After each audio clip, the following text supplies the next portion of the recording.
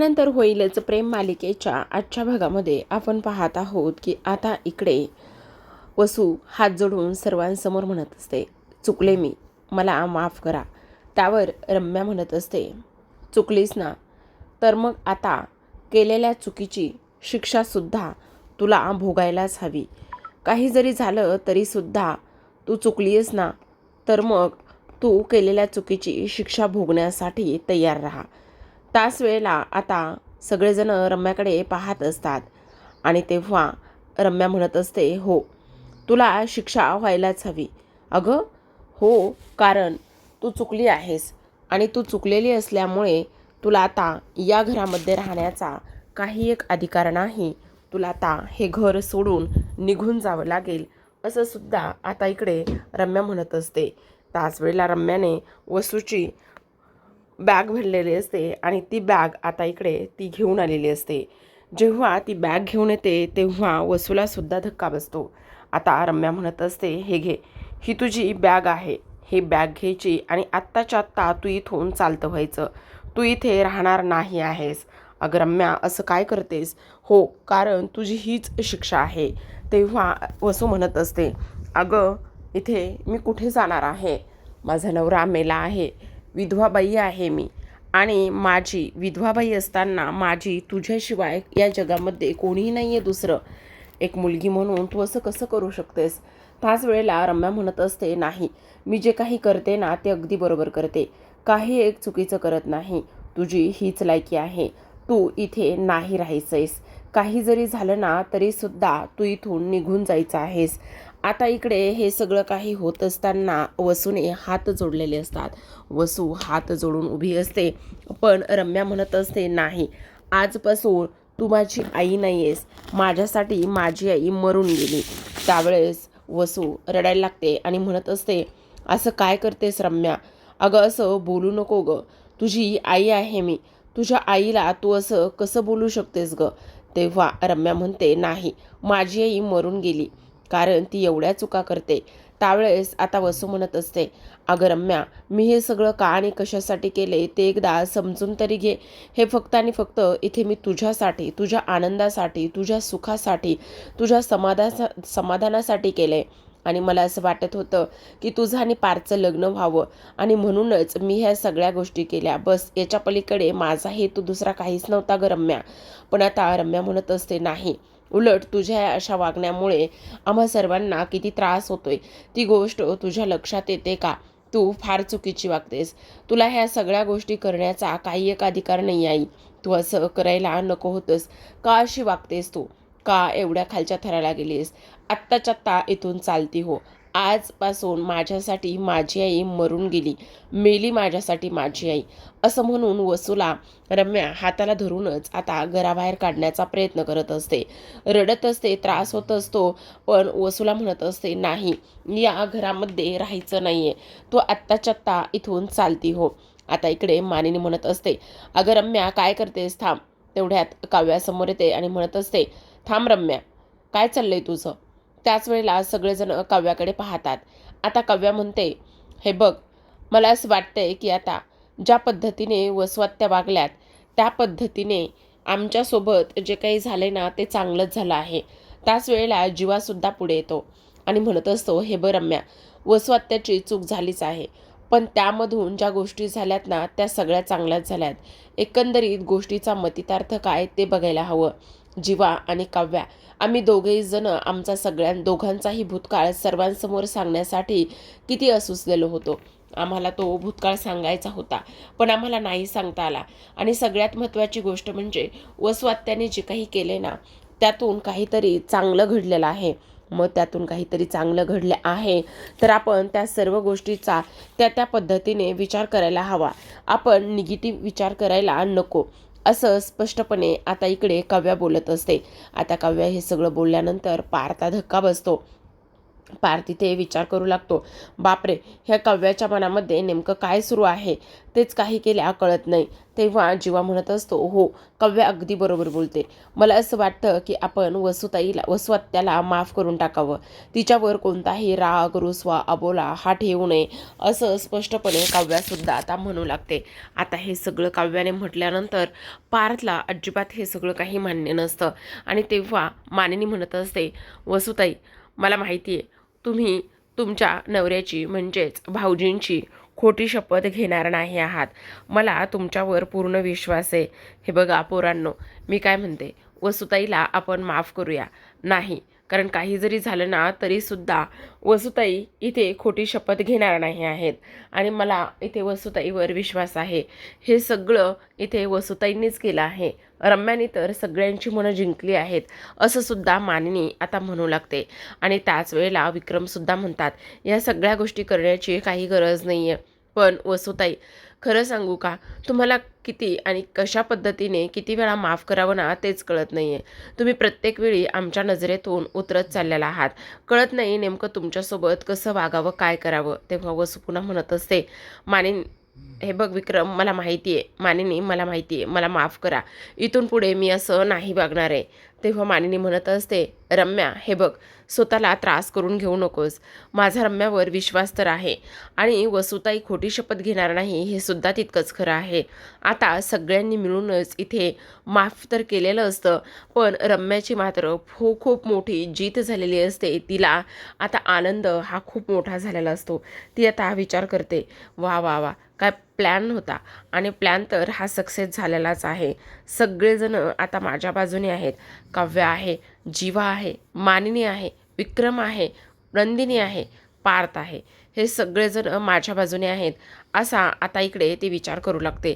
त्याच वेळेला आपण पाहतो की इकडे रम्या म्हणत असते, पण मामा, आता जरी आईला आपण माफ केलं, तसंच सोडलं तर आई पुन्हा पुन्हा पुन्हा त्या चुका नाही का करणार. आत्तापर्यंत आईने खूप चुका केल्यात, खूपदा ह्या सगळ्या गोष्टी केल्यात आणि त्याचमुळे आपण पाहतोय ना की किती त्रास होतोय आपल्या सगळ्यांना. मग काय करायचं तेच कळत नाही. त्यावर आता इकडे वसू म्हणत असते, नाही ग रम्या, मी इथून पुढे असं काहीही करणार नाही, खरंच नाही काही करणार. पण मला घरातून बाहेर काढू नकोस. हे बघ, मी तुझी आई आहे, असं म्हणू नकोस की तुझ्यासाठी आई मेली म्हणून. अगं रम्या, हे बघ, असं करू नकोस ग. आता हे सगळं काही होत असताना मानिनी पुन्हा एकदा रम्याकडे जाते आणि ज्या रम्याला आता ती एवढं सगळं काही समजवत असते, ती रम्या म्हणत असते, ठीक आहे, तुम्ही म्हणताय म्हणून मी माफ करते, असं म्हणून रम्या आता वसूला खोलीमध्ये घेऊन जात असते. तेवढ्यातच पार्थ म्हणत असतो, एक मिनिट रम्या, थांब तिथेच. असं म्हटल्याबरोबर आपण पाहतो की आता तिथेच रम्या आणि वसू दोघी जणी थांबलेल्या असतात. तेव्हा पार्थ आता तिच्याकडे जातो आणि पार्थ तिच्याकडे गेल्यानंतर आता खरं तर पार्थ आणि नंदिनीचा हा सगळा काही प्लॅन असतो. आता पार्थ म्हणत असतो, रम्या, मी जर तुझ्याकडे एक गोष्ट मागितली तर तू मला ती देशील का. तेव्हा रम्या म्हणते, तू मागून तरी बघ, तू काही जरी मागितलंस तरीसुद्धा मी हसत हसत देईन. बोल ना, काय हवंय तुला. तुझ्या आनंदासाठी आणि तुझा विश्वास जिंकण्यासाठी मी काहीही करायला तयार आहे, असं रम्या म्हणते. आता त्याच वेळेला पार्थ म्हणत असतो, मग ठीक आहे, तू माझ्या आनंदासाठी आणि माझा विश्वास जिंकण्यासाठी काही करायला तयार आहेस ना, तर मग लग्न करशील का. असं म्हटल्यानंतर सगळ्यांना मात्र खूप मोठा धक्का बसतो. त्याच वेळेला नंदिनी आणि पार्थला आठवतं. आता नंदिनी पार्थला म्हणत असते, पार्थ, बघा ना, काव्याने आणि जीवाने दोघांनीही रम्यावर विश्वास ठेवलाय, पण माझा विश्वास मात्र रम्यावर अजिबातच नाही आहे. पार्थ म्हणत असतो, मलासुद्धा तेच वाटतंय, माझासुद्धा विश्वास रम्यावर नाही आहे. तेव्हा नंदिनी म्हणते, मग आता तुम्हीच एक आपण आयडिया करूया, म्हणजे माझ्याकडे एक प्लॅन आहे. काय प्लॅन आहे, पण तो तुम्हालाच करावा लागेल. असं म्हणून आता हा नंदिनी आणि पार्थचा प्लॅन असतो आणि त्याचमुळे पार्थ हा रम्याकडे जाऊन म्हणत असतो, ठीक आहे, तू लग्न करशील का. त्यावेळेला आता लगेचच काव्या धावतच पुढे जाते आणि म्हणत असते, हो देशमुख, तुम्ही काय करताय हे. पार्थ, तुम्ही काय बोलताय हे. तेव्हा पार्थ म्हणत असतो, हो, मी अगदी बरोबर बोलतोय. काय चुकीचं बोलतो. फक्त रम्याला विचारतोय की तू लग्न करशील का. याच्या पलीकडे मी काय विचारत आहे. असं म्हटल्याबरोबर आता आपण पाहतो की रम्या लगेच पार्थकडे पाहते आणि म्हणत असते, हो, मी लग्न करायला तयार आहे. मी लग्न करेल. पण पार्थ, माझ्यासाठी स्थळं, माझ्यासाठी मुलगा तू शोधायचा आहेस. तेव्हा आता रम्याने लग्नासाठी होकार दिलेला आहे आणि ही गोष्ट पुन्हा एकदा सर्वांना धक्का देणारीच असते. पण असो, रम्याने फायनली लग्न करण्याचा निर्णय तर घेतलाय. असो, आता इकडे नंदिनी पाहत असते. नंदिनीला अजून तरी विश्वास बसलेला नसतो की ही मुलगी खरंच लग्नासाठी तयार झालेली असेल म्हणून. आता रम्या म्हणत असते, पार्थ, माझी एकच अट आहे, फक्त आणि फक्त माझ्यासाठी स्थळं तू शोधायचेस आणि तू जो मुलगा आणशील ना, तुला योग्य वाटेल ना, त्या मुलासोबत मी लग्न करण्यासाठी तयार आहे. असं सुद्धा आता इकडे रम्या बोलू लागते. आणि तेव्हा रम्या हे सगळं काही बोलल्यानंतर आता मात्र इकडे पार्थला थोडासा शॉक लागतो. तर वसूला सुद्धा धक्काच बसलेला असतो. कारण वसू आणि रम्या ह्या दोघींच्याही प्लॅनमध्ये हे सगळं काहीच नव्हतं आणि आत्ता हे सगळं ह्या पद्धतीने झालंय, त्यामुळे मात्र तिला धक्का लागलेला असतो. आता इकडे काव्या तिला म्हणत असते, तू काळजी करू नको, सगळं काही व्यवस्थित होईल, सगळ्या गोष्टी व्यवस्थित होतील. असं म्हटल्यानंतर आता तिने मिठी मारलेली असते आणि त्याच वेळेला मिठी मारल्यानंतर आता रम्याने ते जे मंगळसूत्र आहे ते मंगळसूत्र तिच्या हातामध्ये घेतलेलं असतं. आता तिच्या हातामध्ये ते मंगळसूत्र घेतल्यानंतर इथे ती मुद्दाम खुनशी नजरेनेच हे सगळं काही पाहत असते, बोलत असते. तर आता प्रेक्षकांनो, हा सगळा राडा तमाशा तर ह्या पद्धतीने झालेला आहे. पण सर्वात इंटरेस्टिंग गोष्ट म्हणजेच की आता हे चौघी जण इथे आईस्क्रीम खाण्यासाठी बसलेले असतात. आईस्क्रीम खात असतात आणि तेव्हा आता ह्या दोघांनाही ही लोक प्रश्न विचारतात की काय चाललंय तुमचं, म्हणजे तुम्ही रम्याला चक्क लग्नासाठी इथे ह्या सगळ्या गोष्टी सांगितल्यात आणि तुम्हाला असं वाटतं का की रम्या लग्न करण्यासाठी तयार होईल म्हणून.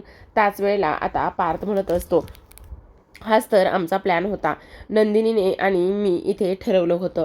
त्याच वेळेला काव्या आणि जीवा म्हणत असतात, पण मला एक मिनिट, एक गोष्ट सांगा, तुम्हा दोघांच्याही कसल्या कसल्या खानाखुणा सुरू आहेत, तुम्ही काय एकमेकांना खानाखुणा काय आणि कशा पद्धतीने करताय ते तरी सांगा जरा. त्याच वेळेला आता इकडे पार्थ म्हणत असतो, काही नाही, काही नाही, कसं तुम्ही कसल्या तरी खानाखुणा करताय ना, मग सांगा ना काय काय झालेलं आहे. आता पार्थ म्हणत असतो, अरे मला एक गोष्ट सांगा, तुम्ही अक्षरशः डोळे झाकून इथे त्या त्या रम्यावर विश्वास ठेवतात. ती रम्या विश्वास ठेवण्यासारखी नाही आहे. तुम्हाला ती गोष्ट कळत नाही आणि तरीसुद्धा तुम्ही त्या मुलीवर विश्वास ठेवायला निघाला आहात. त्याचमुळे मला कळत नाही तुम्हाला कसं आणि काय समजावून सांगावं. तर त्यावेळेला आता काव्या म्हणत असते, अहो पार्थ, असं काय करताय, मी तुम्हाला खरं सांगते, ती मुलगी बदलली आहे.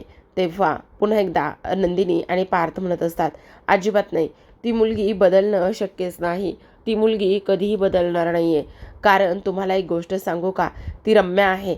आणि आता पार्थ म्हणत असतो, आता बघू आपण हा जो काही डाव टाकलाय ना, त्या डावामध्ये ती कशी आणि कशा पद्धतीने फसते आणि कशी लग्नासाठी तयार होते तेच बघायचं आहे. असं सुद्धा आता इकडे तो बोलत असतो. आता हे सगळं काही बोलल्यानंतर आपण पाहतो की इकडे आता लगेचच रम्या तिच्या खोलीमध्ये असते. ओले झालेले जे केस आहेत ते ओले झालेले केस आता ती कोरडे करत असते.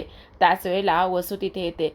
आता वसू तिथे आल्यानंतर वसू म्हणत असते, रम्या, तुझं काय चाललंय, खरं खरं सांग, तू काय करायला लागलेली आहेस हे सगळं, म्हणजे तू खरंच आता लग्न करणार आहेस का. त्याच वेळेला रम्या म्हणत असते, आई प्लीज शांत बस ग. तेव्हा पुन्हा एकदा वसू म्हणत असते, अगं शांत कशी बसू, मी तुला काय विचारते, तू पुन्हा एकदा मी तुला तोच प्रश्न विचारत आहे, तू खरंच लग्न करणार आहेस का. त्याच वेळेला रम्या म्हणत असते, नाही ग आई, तू गप्प बस, मी आणि लग्न करेल, तुला असं वाटतं का की मी लग्न करेल म्हणून, मग तू होकार का बरं दिलेला आहेस सांग ना लग्नासाठी. अगं त्या लोकांनी आता इकडे लग्नासाठी इकडे तुला स्थळं बघायला सुद्धा सुरुवात केलेली आहे आणि त्यांनी हे सगळं काही सांगितलंय. तेव्हा आता इकडे रम्या म्हणत असते, बघू देत नाही, स्थळं बघू देत, माझ्यासाठी स्थळ कोण बघणार आहे, पार्थ बघणार आहे. मग पार्थ माझ्यासाठी स्थळं बघत राहील आणि मी येणाऱ्या प्रत्येक स्थळाला नकार देत राहील. आता मला सांग, पण अगं असं काय करतेस, असं काय करतेस म्हणजे तुला कळत नाही काही, गुरुजींनी काय सांगितलं होतं ही गोष्ट तुझ्या लक्षात येत नाही का. पण काय सांगितलं होतं, अगं गुरुजींनी असं सांगितलं होतं, तू आणि पार्थ इथे नवी वस्त्र लिहिलेले असतात आणि लग्न मंडपात असतात आणि तुझ्या हातामध्ये इथे वरमाळा असेल आणि ती वरमाला तू पार्थला घालणार असतेस. हे सगळं गुरुजींचं भाकीत तुझ्या लक्षात येतंय ना? मग मला सांग, आणू दे ना, किती स्थळं आणू दे, पार्थने माझ्यासाठी मुलगासुद्धा शोधू दे, त्याच्यामुळे मला काही फरक पडत नाही. पण माझं लग्न तर कोणाशी होणार आहे? पार्थशीच होणार आहे. अगं पण आता त्या काव्याने माझ्यावर विश्वास ठेवलाय ना. मग काव्याने माझ्यावर विश्वास ठेवलाय तर ठेवू दे ना. अगं तोपर्यंत काव्यार्थ संपलेला असेल आणि तिथून पुढे रम्यार्थ सुरू होणार आहे. अगं पण रम्या, मला एक गोष्ट कळत नाही की खरं खरं सांग, जरी रम्यार्थ पुन्हा सुरू झालेलं असलं तरीसुद्धा इकडे काव्याचं काय? काव्याचं अगं त्यावेळी ते बघून घेऊ. आणि पण पार्थ आता तुझ्यासाठी स्थळं आणेल ना, आणू देत ना. पार्थने जरी स्थळं माझ्यासाठी आणले तरीसुद्धा एखाद्या मुलाला मी पसंत करेल आणि एखाद्या मुलाला पसंत केल्यानंतर तुला सांगू का, आता तो माझ्यासोबत लग्न करेलच असं नाही आहे ना. आणि सगळ्यात महत्त्वाची गोष्ट म्हणजे ऐन लग्नाच्या वेळी आपण काय करायचं? ऐन लग्नाच्या वेळी त्याला आपण गायबसुद्धा करू शकतो की नाही आई? अगं आई, एवढा नको विचार करूस तू. कशाला एवढा विचार करतेस? त्या विचार करण्याने काही एक होणार नाही. तू एवढी काळजी करू नकोस बरं, जरा शांत बस. म्हणजे अगं बघ ना, कसं इथे नंदिनी त्या लग्नातून गायब झाली होती. मग नंदिनी गायब झाल्यानंतर जर इकडे नवरदेव मुलगाच गायब झाला तर मग काय होणार आहे? माझ्यासोबत लग्न कोण करणार आहे? आणि जर समजा त्याच पद्धतीने ते लग्न गावाकडं असेल तर, आणि गावाकडे ते लग्न असल्यानंतर गावाकडचे लोक काय म्हणतील? आता ह्या हळद लागलेल्या मुलीसोबत कोण लग्न करणार आहे? हिचं तर आयुष्य पूर्ण खराब होईल, उद्ध्वस्त होईल. मग मला सांग, हे सगळं काही होत असताना अशा पद्धतीने झालं तर मग पार्थ आहे ना, मग पार्थ पुढे आता काहीच प्रश्न राहणार नाही आहे. कारण त्यानेच माझ्यासाठी स्थळं बघितली होती, त्यानेच ह्या सगळ्या गोष्टी माझ्यासाठी केल्या होत्या की नाही? मग त्याने जर ह्या सगळ्या गोष्टी माझ्यासाठी केल्या होत्या तर त्याला गिल्ट वाटत राहील आणि शेवटी काय होईल? काव्यार्थ संपेल आणि रम्यार्थ सुरू होईल. म्हणजे गावातली लोक जे आहेत ना, ते मला नावं ठेवतील किंवा आता ह्या मुलीचं काय होईल? ही मुलगी लग्न करणार आहे की नाही? म्हणजे हिचं लग्न होईल की नाही? कोणता मुलगा हिचा हात धरेल वगैरे? मग त्यावेळेस पार्थला माझ्यासोबत लग्न करावंच लागणार आहे. म्हणजे बघ ना, लग्नानंतर होईलच प्रेम असं ती म्हणते आणि त्यानंतर वसूकडे सुद्धा देते. आता वसूने मात्र, अगं रम्या काय चाललंय तुझं हे म्हणत डोक्याला हातच लावलेला असतो. दुसऱ्या बाजूला आपण पाहतो की आता इकडे आपली नंदिनीने रेखाताईंना कॉल केलेला असतो आणि ती म्हणत असते, हो तुम्ही काळजी करू नका, मी पोहोचेल वेळेतच आणि तुम्हाला काळजी करण्याची काही गरज नाही, सगळं काही व्यवस्थित होणार आहे असं नंदिनी सांगत असते. तेवढ्यातच आता फोन ठेवते आणि ती वेळेवर पोहोचणार आहे हे सुद्धा सांगते. तेवढ्यातच आता कपाट उघडते आणि तिला साडी नेसायची असते. त्याकरिता साडी आणि ब्लाऊज हे दोन्ही गोष्टी शोधत असते. आता शोधत असताना साडी तर सापडते पण ब्लाऊज काही मात्र सापडत नाही. तेव्हा सगळीकडे शोधून झालेलं असतं पण ब्लाऊज काही कुठे दिसत नाही. त्याच वेळेला जीवा तिथे आलेला असतो. आता जीवा तिथे आल्यानंतर जीवा म्हणत असतो, अरे नंदिनी, हां काय बोला ना, तुम्ही आलात? तुम्ही आटपून घ्या, मी तुमच्यासाठी नाश्ता लावते. अरे नको ना, आज मला बॉईल केलेली अंडे दे ना प्लीज. त्यावर नंदिनी म्हणत असते, अहो काय हे, एखादा वार वगैरे ह्या सगळ्या गोष्टी तरी तुम्ही लक्षात ठेवायला हव्यात की नाही? वार वगैरे ह्या सगळ्या गोष्टी जरा विचार करून खात जा ना. तेव्हा तो म्हणतो, अगं काय वार आणि काय नाही, मी अजिबात ते लक्षात ठेवत नाही. आणि तुला सांगू का, एवढी एक्सरसाइज केल्यानंतर भूक लागते ना, मग प्रोटीन पोटात गेलं पाहिजे की नाही? मग त्यासाठी अंडी नको का? जा बरं, तू पटकन माझ्यासाठी अंडी कर. तेव्हा नंदिनी म्हणत असते, नाही अजिवा, मला एक गोष्ट कळत नाही. एकतर मला पटकन तयार व्हायचं आहे आणि तयार झाल्यानंतर माझा ब्लाऊज सापडत नाही आहे, प्लीज मला ब्लाऊज शोधायला मदत करता का? तेव्हा जीवा म्हणत असतो, अय नंदिनी, वेडी आहेस का? मी आज जिममध्ये एवढी एक्सरसाइज केली ना, त्यामुळे माझे पाय दुखत आहेत, गुडघे दुखत आहेत, मी नाही. तेव्हा नंदिनी म्हणत असते, एक मिनिट, ब्लाऊज हाताने आणि डोळ्याने बघायचं आहे, पायाने नाही. अगं डोळे पण इकडे तिकडे बघून खूप दुखायला लागलेले आहे, त्यामुळे ते काही शक्य नाही आहे. तेव्हा तो म्हणत असतो, अगं एवढे चकाचक बाई असं कुठं पण ठेवायची गरज नाही आहे. पसाऱ्यावाला असला ना तर कुठेही पसाऱ्यामध्ये सापडून जातो. तू काय करते? अगदीच नीटनेटकेपणाने ठेवते, त्यामुळे असं होतंय. माझ्यासारखं एकदा राहून बघ ना. तेव्हा नंदिनी म्हणत असते, बासा जीवा, खूप होतंय आता, खूप होतंय, थांबा मी शोधते. असं म्हणून नंदिनी सगळीकडे शोधत असते. आता शोधत असताना त्या सॉक्समध्ये नंदिनीला तिचा ब्लाऊज सापडतो. तेव्हा नंदिनी म्हणत असते, बघितलं काय चाललंय तुमचं? तुमच्या सॉक्समध्ये ब्लाऊज होता. किती वेळा सांगितले माझ्या वस्तूंना हात लावत जाऊ नका म्हणून. तेव्हा जीवा म्हणत असतो, अगं असं काय करते चकाचक बाई, उलट सापडल्या ना, तुझ्या व्यवस्थित न ठेवण्यामुळे हे सगळं काही झालेलं आहे. तू अति हे करतेस ना म्हणून हे सगळं झालंय. आता बघ. तेव्हा नंदिनीला जीवा म्हणत असतो, पण ऐक ना, तुला मी साडी नेसून देऊ का? तेव्हा नंदिनी म्हणत असते, काही गरज नाही हा, नको, माझी मी नेसते, तुम्ही बाहेर जा बरं. अगं मी का बाहेर जाऊ, नेस ना माझ्यासमोर साडी. नाही म्हटलंय ना. तेव्हा जीवा काही केले ऐकत नसतो. आता नंदिनीने एक आयडिया केलेली असते, ती म्हणजेच की जीवाच्या हातामध्ये साडीचा एक टोक दिलेला असतो आणि तिला घडी मारायची असते त्या साडीची. आता घडी घालण्यासाठी नंदिनी जीवाला दरवाजाच्या बाहेर काढते आणि त्यानंतर एक एक प्लेट त्या साडीची घडी घालत जीवापर्यंत जाऊन पोहोचते. आता जीवापर्यंत जाऊन पोहोचल्यानंतर अक्षरशः अगदी हातभरच साडी शिल्लक राहिलेली असते. तेव्हा पटकन जीवाच्या हातून ती साडी खेचून घेते. जीवा इकडे आनंदानेच उड्या मारत असतो, अरे साडीची घडी झाली, अरे साडीची घडी झाली. तेवढ्यातच नंदिनी तो दरवाजा बंद करते आणि दरवाजा बंद केल्यानंतर आता जीवा बाहेर असतो, तर नंदिनीला साडी नेसायची असते. जीवा म्हटलेला असतो, मी साडी नेसून देतो, त्यामुळे नंदिनीने हे सगळं काही केलेलं असतं. त्यावर आता इकडे नंदिनी म्हणत असते, कसं वाटलं मग, आली का मजा? तेव्हा आता जीवा मनातच म्हणत असतो, ह्या चकाचक बाईनं तर मला तर गंडवलंच बाबा, शी, असं म्हणून आता इकडे दुसऱ्या बाजूला आपण पाहतो काव्या आणि त्याचबरोबर इकडे रम्या आणि पार्थ हे तिघेही जण आता त्यांच्या खोलीमध्ये बसलेले असतात. आता मुलगा शोधायचा आहे म्हटल्यावर रम्याला कसा मुलगा हवाय, काय काय हवंय, ह्या सगळ्या गोष्टी इथे आता ती काव्याला सांगत असते. काव्या म्हणत असते, तुला मुलगा कसा हवाय ना ते सगळं सांग, मग आपण त्या पद्धतीने इथे मुलगा शोधूया. आता रम्या म्हणत असते, छान केस, त्याचबरोबर डोळ्यावर चष्मा, गालावर छान दाढी, हँडसम असा मुलगा मला हवाय. तेव्हा काव्या म्हणत असते, अगं हे तर सगळं देशमुखांचंच वर्णन आहे, म्हणजे पार्थ देशमुखांचंच वर्णन आहे. आता पार्थ लगेचच रम्याकडे पाहतो, कारण रम्या अजून तरी सुधारली नाही ही गोष्ट त्याच्या लक्षात आलेली असते आणि त्याचमुळे इकडे आता हे सगळं काही तो पाहतो आणि रम्याने पार्थसारखा मुलगा हवा आहे म्हणत पुन्हा एकदा पार्थच्या मनामध्ये संशयाला पुन्हा जागा दिलेली असते. तर प्रेक्षकांनो, अशाच नवनवीन मालिकांचे अपडेट्स आणि त्याचबरोबर रिव्ह्यू जाणून घ्यायचे असतील, पाहायचे असतील तर नक्की चॅनलला सबस्क्राईब करा. पुन्हा भेटूयात अशाच एका नवीन एपिसोडसोबत. तोपर्यंत पाहत रहा लग्नानंतर होईलच प्रेम.